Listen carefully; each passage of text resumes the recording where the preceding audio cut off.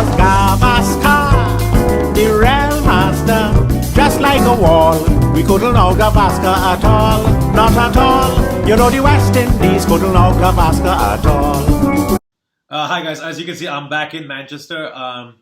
But the episode that we are about to share with you was recorded about a week ago in Goa when I was there.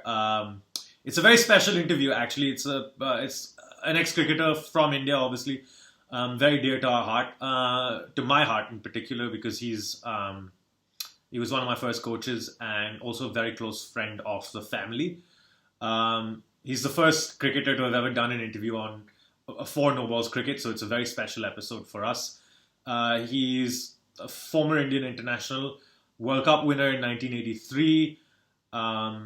His test record as a batsman is fantastic, 69 tests, 4,378 runs at an average of 42.5 with 11 test match hundreds. He's also the son of the first Indian cricketer to ever make a test match 100, and of course the first post-partition captain of India, Lala Amarnath. He had two brothers, Rajinder and Surinder. Surinder played international cricket for India as well. Rajinder was a first-class cricketer for Punjab and Delhi, I think, in the late 70s and 80s. We're, of course, talking about Mahender Amarnath. He was my first coach. He's a former broadcaster, coach, chairman of selectors, held multiple roles, had his own TV show for a while in the 80s as well. Very famous ex-cricketer for India. And, of course, somebody who's very close to us and the No Balls cricket family. So we're very happy to have this interview done. Now, of course, I'm not a person that knows too much about cricket in the 70s and the 80s. So in order to do the interview, I actually had to get somebody who was alive and who is a big cricket fan. Of course, Mr. Devrat could not be on the interview with us, with him being stuck in New York.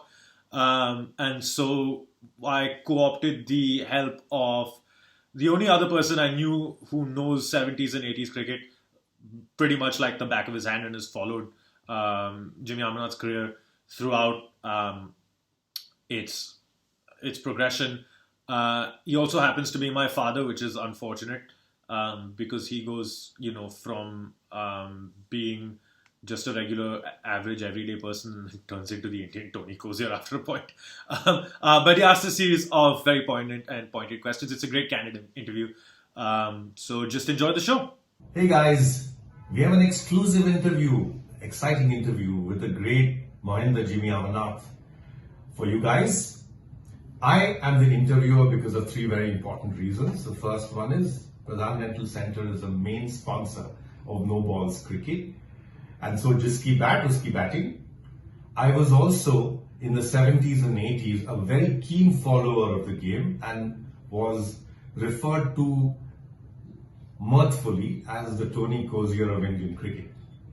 I also have been a friend of Jimmy's for the last 25 years, which has spanned over 3 continents. And we've divided this interview into 2 parts because there's a lot to discuss and for you to imbibe.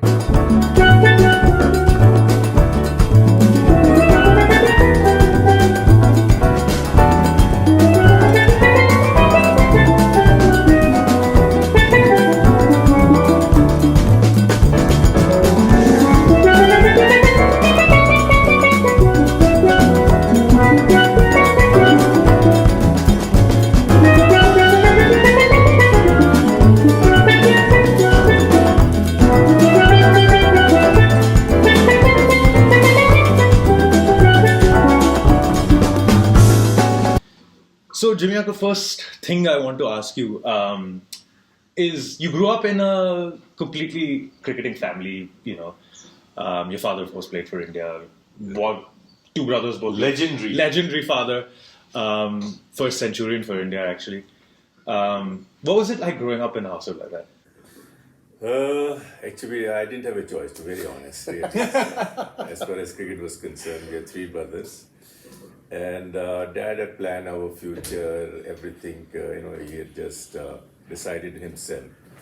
And I remember, as a kid, he would make us get up very early in the morning because he was a very disciplined man himself. So he would be up about 5:30 or maybe earlier than 5:36. We were all up. He would take us to the ground, make us run around, and that's all the earlier coaching all started. And I was very scared of him actually as a kid because he was such a towering personality. And I used to hear a lot of stories from different cricketers. You know, they used to come home, people like Chandu Bode, Abbas Ali Bey, Milkha Singh, and those, I'm talking of these names in the 60s. You know, whenever they would come, they would be get together. If there was a match in Delhi, they would all come home. And you know, then they would talk about cricket and all the time. And then as kids, we three brothers, Rajendra was much younger to us, Surinder and I, we would go and show our skills, you know, like over, he would say, Acha batao ki how to play front foot, defensive stroke, this drive, that drive, you know, like, so it was just the beginning. And then, so I think the passion was always there with him, not only with him, with us also. And we were allowed to play cricket round the year. Actually, that's, studies were secondary, to be very honest, and didn't bother about it. And he was very clear. He said, you know, you just play cricket, and if you become cricketers, your life will be good. And I'm really grateful to him. Whatever I've achieved, all thanks to his guidance. So, taking up from that point, Jimmy, would you say that it's an advantage or a disadvantage to be born into a cricketing family? No, I think I would take it in a positive way. It was an advantage in the sense I had a coach at home. I had a father who was a huge name. And it's not that everybody was his friends, you know, like when he was a powerful man and there was a great personality. And but I think the good thing was happening that he was my mentor. He would allow us to play. He would correct us. So we were playing cricket all the time. So even at a young age, he made sure that we learned to play fast ball. So I think that helped me in my career. See, like as a cricketer, when you're on the field, you're on your own. Doesn't matter whose son you are, who you are, because it's the ball and the bat. You think about those things. You don't think about your Lala Manna's son, that guy who would come and bowl friendly deliveries and allow you to score on it. It never happens in cricket as such. So I think advantage was always there. We were welcome everywhere as Lala's son, you know, like whether it was school admission or going for practice or playing matches, everything was organized. And he planned it beautifully actually, you know, like he was far-sighted kind of a man. He could see our future and made us very strong. Then he would tell us, you know, like we would have good days, bad days. So he made us very rough and tough at a very young age. So, it's a slightly tricky question here. But between 69 and 75, you were not in the Indian cricket team. Right. As a legendary father, of course, every individual will have detractors and they will have people who support them. Did that affect your selection process, do you think? And very famously, later on, you called selectors jokers. Whether that was said in jest or it was said in seriousness because of the frustration, because knowing that you have been performing brilliantly, you were not selected. And in fact, Ian Chappell, Imran Khan, Viv Richards have all praised you very highly as a cricketer, and said that Imran, in fact, has made a statement that you should never have been dropped from the Indian cricket team. Yeah.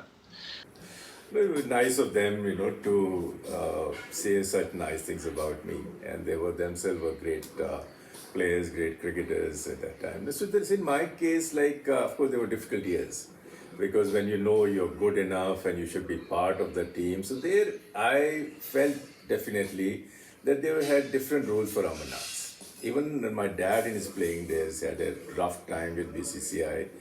And he didn't give it up, you know, like, and he would just go and fight and all those things. Even like when he was sent back from England in 1936, it was a huge thing happened in the country. He was such a superstar himself in those days. So he would always encourage us, you know, like although we were not in the Indian side, we were playing domestic cricket, we were scoring runs. And he always encouraged us and, you know, like correct our mistakes wherever we had gone wrong and all that thing. So that actually made me much stronger because he said there's no point saying things because still young, you know, like if you say maybe you may not get an opportunity. So he just kept us down, not to say much in public or not to give statement. Of course, the media wasn't that huge in those days. But I think he said the best thing is to just keep playing, keep scoring runs. And we would play at all matches, all level, club level matches, this match, any matches we would get, would go and play. And he said that's the only way you can, slap somebody is to perform and get back into the side. Because he had seen it all. He was an experienced man. So I think that helped me definitely.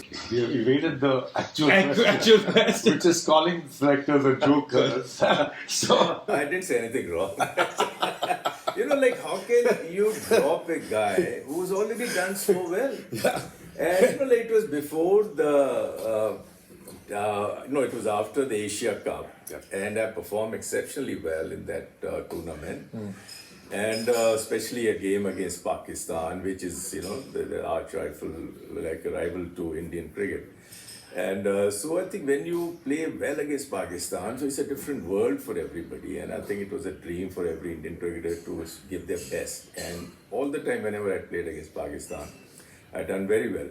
And when you do well, you expect to be part of the team. Naturally, when you're not, then it hurts. I had taken it for too long. I didn't want to wait any more longer. So I said, enough is enough, and just say I think it and has- speak the truth. that was the truth, and in a very nice way, that had an impact. It's almost forward.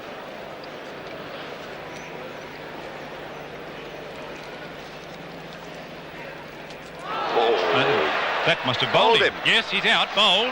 Cozier out, bowled. Amarnath for 17. Australia 1 for 29. And what a great delivery. Watch this ball cut back from outside the off stump. Cozier was going for an attacking stroke. The ball pitching there. Now watch it come back. It's like an off spinner. Straight between bat and pad, and it's hit the top of the off stump. So let's circle back around to the beginning. You actually made your debut as a fast bowler, which, in case if once everyone watched you bowl, the action was something completely unique because you'd actually slow down as you got to the wicket. No, I think, of course, it was much before you were born. Yeah, much before I was born, obviously. And, no, I had a longish run up, and I used to bowl quite a lot in domestic cricket. Right. And I would bowl sharp. I won't say I was a quick bowler, but I was as quick as anybody who was playing for India at that time. Maybe there was not much of a difference in pace. The only thing I didn't have a very long run up. And I was doing very well both as I would bowl a lot and bat middle order. And so batting was always there, but I wouldn't get that much opportunity. Right. Because you're batting in the middle batting order, or maybe you have lesser batsmen to play a long inning and all that thing. So the batting was always there. The bowling, because I was picked as a bowler, the reason because I had done well against Australia, and that's how I got an opportunity to be a part of the squad, when I made my debut. And so batting was always a plus thing for me. And so it was a longish run up, and I used to run faster and all that thing. And unfortunately, there no footage of those days in the 60s and all that. And I was picked as a bowler, definitely at that time, who could bat. This is what they say, I bat. When I made my debut, I batted number 8. So it was fine because in Indian cricket, unless you establish player, you get an opportunity straight away. But I got an opportunity in the last year, so I was very happy. And I think it was a dream come true for me to represent my country. So 69 was your debut. You were very young when you were 18. Yes. 18 or 19, something like that. And also, it was one of the first series where India actually did well against Australia. At least they were competitive against Australia. In that. And you came in and took Keith Stackpole and Ian Chappell in the first two overs. Is that how it went? No, it happened in the second inning. I didn't bowl much in the first inning. Yeah. In those things were different, pace bowlers were not encouraged much. And I think every test match you would see a new pace bowler coming in and bowling just a few overs, just to do the formality, and that's it. The spinners would bowl most of the time. And the wickets were also made in such a way that they would assist spinners than pace bowlers. It's not that we didn't have pace bowling in the country, but somehow we had a mindset that we were not good enough to do well in test cricket against foreign teams. because they had better quality fast bowlers. So that's why I think they didn't look up to the pace bowlers. I still remember guys like Rajinder Pal, Vasant Ranjan, and all these guys were like Ramakant Desai, Atimura has finished at that time. And they were great bowlers in their days and all that. It's not that they were not. This I'm talking of the 60s.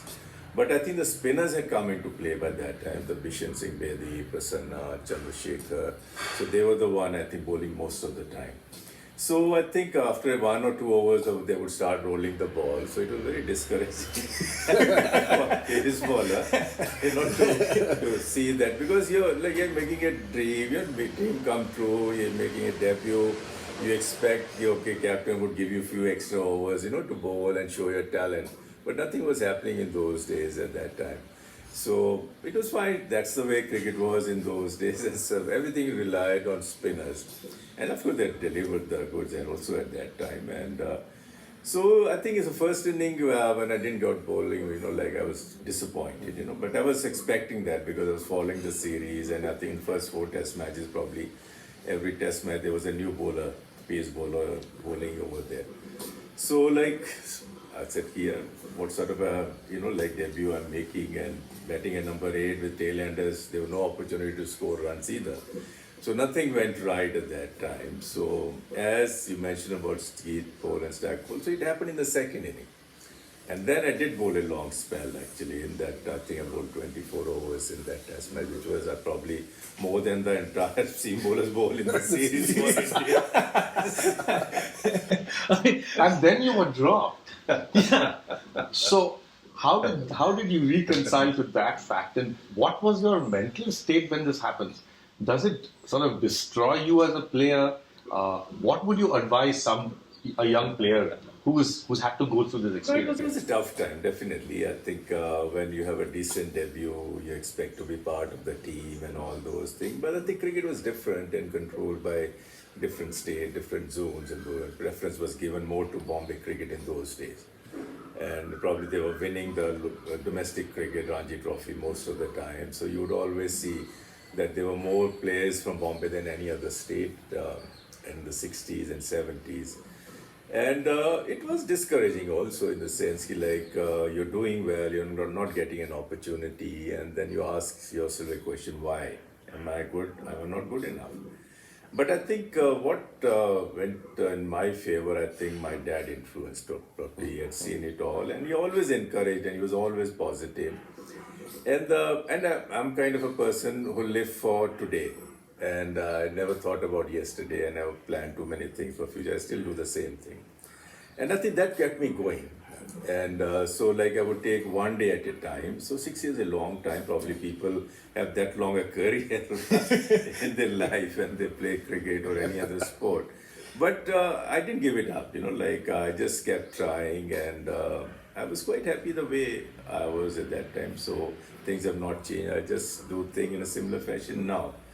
So I'm a happy-go-lucky kind of a guy, and I just... So that there's a famous story that Lalaji told you and Surinder that you cannot compete with each other, and so one should become a left-hander and one should become a right-hander. What is the truth to that story? No, it's true actually, because he was, I think, ahead of times, to be very honest, because I think his first love was cricket. He would think about it, he would talk about it, he would play all the time. So he planned it, because when we were born, and probably I think at that time himself he had planned our future, what he would like us to do. And definitely Surinder could bat right hand and left hand both equally. What if you had been told to left-handed? No way. That shows, Surinder was 10 steps ahead of my talent. He was very, very talented right from younger days. And then he thought, if two brothers are playing together, then both are fighting for the same spot, that means one would miss out. And he always felt, left hand, right hand combination is always good. And even I think in his playing, they must have learned, and with experience and how good, this combination works. So actually forcefully he was made to play and make him a left-hander. And it worked actually in a way, because whenever, like later on we were growing up, we would play, and then Surinder was an exceptionally talented player, and he would make all the records, and he was a pleasure to watch. And with his stroke play, and then he would destroy any, like attack, not only spin, pace, any attack that he would I think what I used to hear about Dad, that he was a very flamboyant kind of a cricketer. And Surinder was more or less something close to him. I was totally different to my dad's temperament, his technique, and the style of play. And but I think the planning I thought was great, and we both got an opportunity to represent the country. Did you think Surinder got a raw deal in the Indian selection Oh, From yes. the Indian selection committees? Absolutely, he got a very raw deal. He should have played in the World Cup. He should have been a part of the team. And whenever, I think he got his opportunity very late. He should have played in the 60s rather than making his debut in 1976. And he was scoring runs heavily. As I said, that because rules were different in those days. For Bombay was dominating. And people from other states, we would get lesser opportunity. We were representing Punjab, and we won't reach the knockout stages most of the time. So I think those players were totally forgotten in those days. And so when he got an opportunity, he grabbed it with both hands. He scored 100 in his debut, and that was in Australia, in New Zealand, at Auckland, and it was a fantastic inning. I remember watching it. And 124, I think he scored in that. Then probably, I think at times, like sometimes believe in luck. Luck is 1% factor in sports. That he had sometimes injuries at the wrong time when he was doing well on tours, so then he missed out on all those things. And apart from that, I think he was very consistent in domestic cricket. And whatever test cricket he has played, I think he's done it wonderfully well. Playing series against England at home and Pakistan and other places. But somehow, just he should have played. I remember like one incident in 1975, we used to have trials when the first World Cup happened in England. And he did very well in those trial games, so the team was announced. He was not a part of the team, and probably later on we came to know why he was not picked, because he was too flashy a player for one-day cricket. So we couldn't figure out, like if it's limited overs cricket, you need stroke player, not grafters overs. So system was different, So the attitude was that he will bat out the 60 overs, as some famous players have done. Yeah, it happens, and so there I think he missed out on a number of occasions for that reason. And he should have, I think he would have been ideal for all format of cricket actually. Very, very attractive player, very talented. But somehow he didn't get an opportunity and credit for his talent. So you came back in 76, and one of the first series you played in was against the West Indies, where famously, of course, in Port of Spain, India chased down 407. You made 85. Do you feel yourself directly responsible for Clive Lloyd deciding to use four seamers after that? No, I think in those days wickets were different in the West Indies, and I think the venues like Guyana or Trinidad would assist batsmen and the spinners. And probably that must be in the back of Clive Lloyd's mind that we were playing with three spinners. He thought, why not just do the same? And I think probably that's the last time West Indian had played spinners, three spinners in a test match. And I think later on, not even two, maybe one used to play occasionally. Then he realized, probably Clive Lloyd, that in world cricket, if West Indians have to do well and rule the world, then it just has to be pace. And they had fantastic fast bowlers, no doubt about it. And they all came at the right time, whether you talk about Andy Roberts, you talk about Michael Holding, Wayne Daniels, and all these people, they all came in together. And then Croft came in, then Garner came in, all these people. Then, all Ireland had the great fast bowlers, and only four could play, at that time. Yeah. So there was no easy time for anybody. I still remember one funny story in 1962 when Indian team went to West Indies, and Vijay Mehra was an opening batsman from Punjab, was on the tour. So for the side games, people would be ready to play, but in test matches they would fake some injuries, not to play Charlie Wesley Hall. Somebody would sprain his hamstring overnight, and all those things used to happen. And he was telling me a story. He's like, I was a young boy at that time. He said, they were playing a game against some island. I don't remember. He said he saw the guy, wearing, not coming in his white, coming down from the hill to the ground.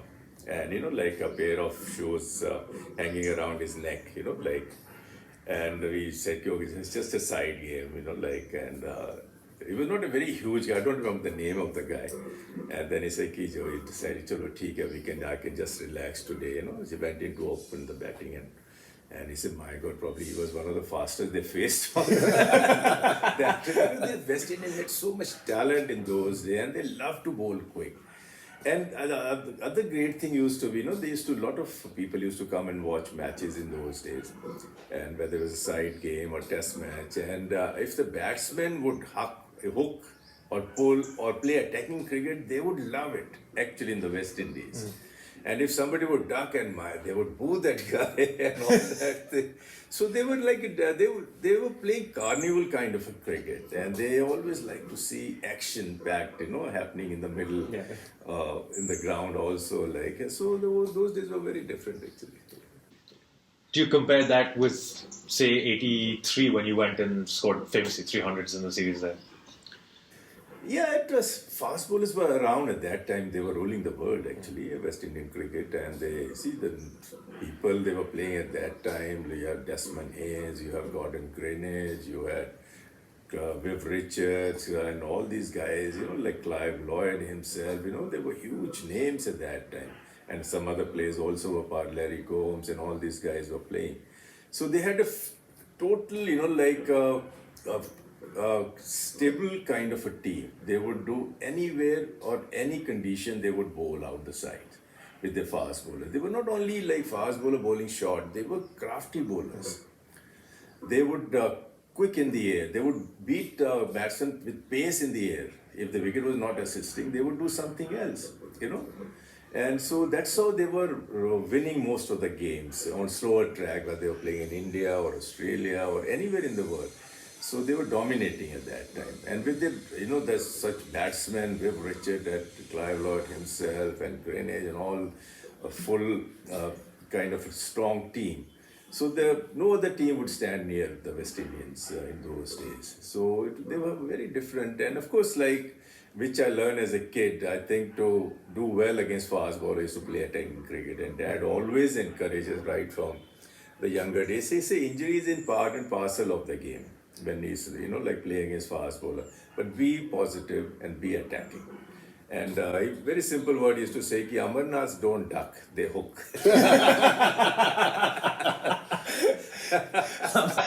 Punjab da Puttar. 3 for 31, 17 to Amarnath. Hook down to square leg, 4 runs. So 1982-83 was the pinnacle of your career when you went to Pakistan. Then you were in the West Indies, and you scored more than 1,000 runs in those two series, with I think 6 centuries, if I'm not wrong. Imran Khan and Viv Richards have both. Viv has told me this personally, that there are only 2 Indian batsmen that the entire West Indian team respected, and of course the one was Sunny Gavaskar, and the other one was Jimmy Amarnath. And Imran Khan has written in his book that Jimmy Amarnath should never have been dropped from the Indian side ever. So, when you had that achievement, what was the difference between you of those 82-83 and the earlier days and the later days? How do you differentiate that? No, see, 83, I knew it was my last chance because I had already missed out from 79 to 82. And a lot of things were written about my technique, that I was scared of fast bowling, and all those kinds. But it didn't bother me because I never used to pay attention to those people because they were non-cricketers talking about those things most of the time. And they had played very little cricket at the highest level. So it didn't bother me, honestly. And when I got an opportunity, I knew I was not getting younger. So it was my last opportunity. And it was tough to start with because I think when you're making a comeback, that one failure and that's it. So, and then maybe you may not get another opportunity. So, of course, you're nervous, you think too many things at that time. But once I think I went onto the field, I was quite relaxed. And when you do well in the first game, in your comeback match, then you don't look bad. So then when I did well in Pakistan in the first game, playing at Lahore, and I didn't think about that I had missed out 9 years of international cricket, to be very honest. For me, as I said earlier, that I live for that day. So it was for me that I was reborn on that day. And it's like I'm starting my career again, once again. And so that just continued the journey, so it was something like just keep me going and I just wanted to prove people wrong, those who doubted my abilities. And I said, look, I was always good. I was no less than anybody else. But they had different rules for different players. So for Amarnath, definitely, So that was the beginning in Pakistan of the reverse swing delivery. So 2 questions to this. And of course, Pakistan had the best umpires with the fastest fingers in the world. Legendary characters like Mr. Shakur Rana, who I'm sure all the Indian cricketers will have nightmares of. So can you just expand a little bit on how to tackle the reverse swing at that point? Because that was a completely new technique. Yeah, I think probably this is the first time we were all experiencing it and seeing that swing in the air. And see, when somebody is bowling at Imran pace, and so it's not easy to play. Because you can play fast bowlers if he's coming quick at you. But when he's coming quick and moving around, then, it's a huge challenge for batsmen. Because Vishwanath, I remember, he was a great player, and himself, he couldn't figure out. He really struggled in that scene because of that swing, not because of pace. And this is what happened actually. We couldn't believe our eyes, that this thing could happen in Test cricket. Of course, balls moves around in England, moves around in India in certain conditions. But that much swing was unbelievable actually. And I think I was lucky in a way my father was around. But I think his guidance actually made me do well again. But he would just tell me what to do. Did you change your technique in any way? And yes, I did actually. I did a bit of slight adjustment to my stance and to my technique and play according to the situation and the nature of the wicket, because there were nobody else knew the wicket better than my father. And probably he was, in those days he was allowed to go, and although he was not a part of the Indian team, but people in Pakistan respected him so much that he would go and see the wicket also himself. They won't stop him. So I think that helped me, that he would tell me at times, okay, this wicket is like this and it will behave like this. And this technique you have to apply. He would tell me. Of course, I would go and apply my own technique, whatever. But I always keep at the back of my mind that this is what I'm supposed to do. And that worked wonderfully, whereas people would play early, I would play late. Like that, allow the ball to move around and then adjust. So all those small things, like which he taught us as a kid, I think came handy when I was playing. So if you look at what people are doing today to negate swing, they're standing outside the crease. Would you stand outside the crease, or would you stand a little bit back, closer to the stumps, because you're allowing the ball to do it? No, I think all batsmen have different technique to play with, and in those days, very rare that people would stand outside the crease.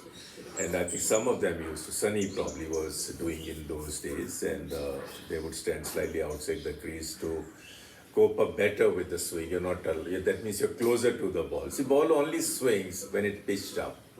It never swings when it's short. So I think the closer you're to the ball, and you can control, that swing better. And so I think every batsman has his own ways and adjusting himself. I would stand inside the crease. I won't stand outside. Maybe I would move early but play it late. And also, every batsman has own style of play and technique and all that thing. And now, because when you see why at times I feel the people struggle against swing bowling, because it's I think, influence of shorter version of the game, that is one. And the red ball definitely moves around much more than white ball, that is two. And in Test cricket, this is like a real test for a batsman, and the bowlers can bowl as long as he wants, so the captain wants him to continue. And in shorter version, it's always a batsman-oriented game. The wickets are tailor-made for batsmen, not for anything for bowlers as such. So a lot of things changes, and I think in batting, according to me, the main thing is to adjust your downswing of the bat. Doesn't matter how high your back lift and all that thing. Maybe you have to cut down your back lift and all this. So you have to adjust according to the nature of the wicket, the nature of the condition, and the opponents, their strength and weaknesses. You have to be a student of the game in all your life. You cannot be master. There's only one master, that is Don Bradman, nobody else. He was a real master. And rest actually, you have to remain the student. You have good days, you have bad days. And I always believe and think, I think we always start calculating or investigating our technique when we are doing badly.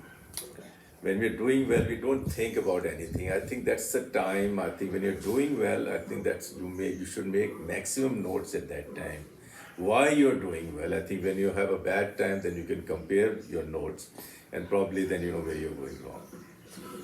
Did you have to do anything in specific to counter, say, the umpiring decisions? You get hit on the pad, umpire suddenly shoots his finger up, fastest finger first. No, I think there was a joke going around at that time, that people, Pakistani umpires were notorious and famous, and people knew that there were a lot of home advantage especially to their batsmen. It was very difficult to get LBWs in Pakistan, especially the established players.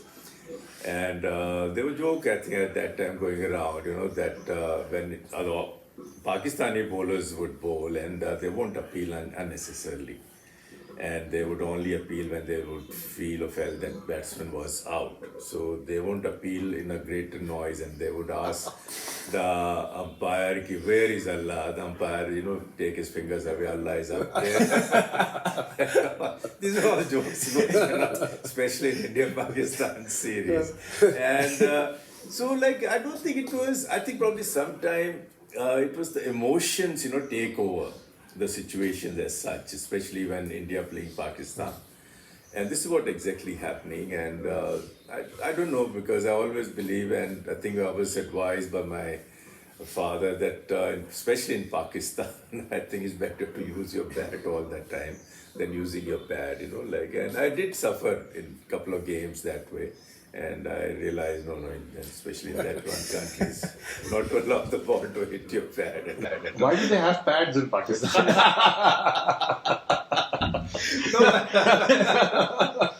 No, the problem, because they had quality bowlers, no doubt about it. Imran, Sarfraz, they were very fine bowlers, fantastic combination of fast bowlers. They're very, very good, very talented, and they could do a lot of things with the ball.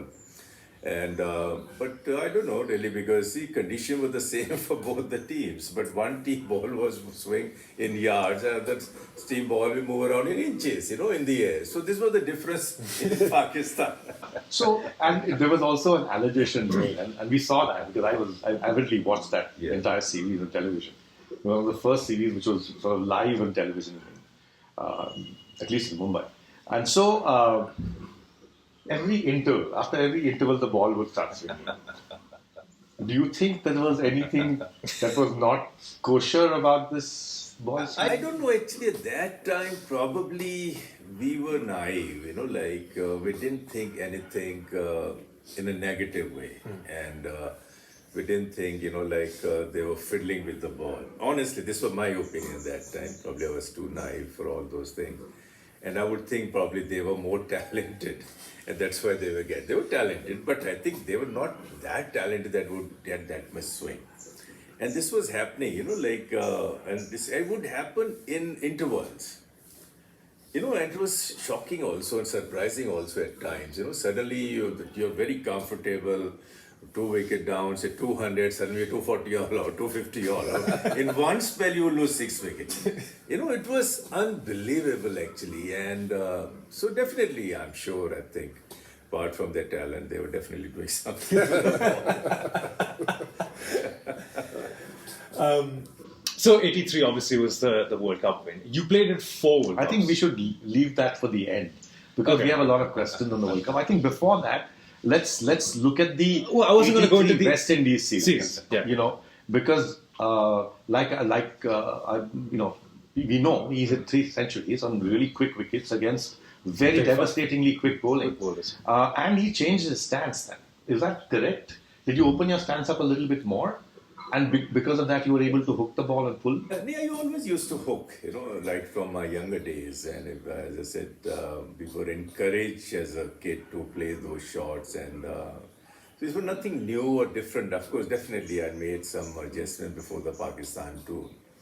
And then I realized, I could cope up better with short ball. I could leave them whenever I wanted to, and I would get into position to hook them also. So definitely that was, and I still believe, like if you watch all the great players, I think they all not open stance, but they have slightly open left shoulder when they play quickies that allow you to play certain shot with authority and with control. And then I think when you play against fast bowlers, you read their mind as well. And in those days, any fast bowler playing against India would always bowl short because not many Indian batsmen would hook, or they would duck or they would defend, and all those things they were very rare that like many people would go for those kind of a stroke. I think that suited me well because then they would always bowl with such attacking feel, and they would keep bowling short and all that. So it was like a counter attack I was doing, and I think it helped me to score those runs, and I enjoyed playing against those. They were all great bowlers, when you talk about Malcolm Marshall, Michael Holding, Andy Robert, Joe Gardner. These four guys were playing most of the time. There were other lot of fast bowlers around, but they didn't get an opportunity. And they were lethal, because it's very difficult to say who was better, who was lesser in those days. They were all great bowlers, and on a particular day, probably one would bowl much quicker than the rest, and probably would get better rhythm and all that thing. So it was I think it was an experience to play, and I think any captain, if he had this fast bowler's battery available, he would be happy, because you don't require much of a captaincy over there. You just give them a ball, go and do the job, and bowl in a spell and all that thing. So I think they had everything, when you have such Arsenal with you and all that. So that's why they were controlling. But it was very satisfying for me because one day I was nowhere, and the rest, like a 12 months time, I achieved everything. So I think that game is the most satisfaction of my whole career.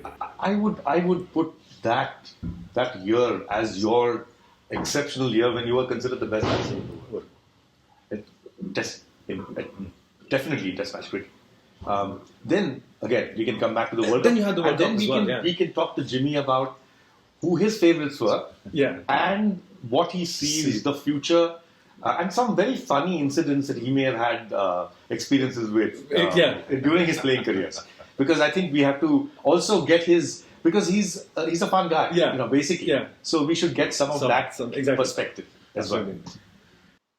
If you've enjoyed the first part of the interview, please stay tuned for the second part where we talk about the 83 World Cup, the end to his legendary career, his post-retirement roles, and of course his views on modern cricket. Please stay tuned for the remainder. All of that coming up on part 2. If you're watching on YouTube, please remember to like, share and subscribe to all our videos and click on the bell icon to remain notified.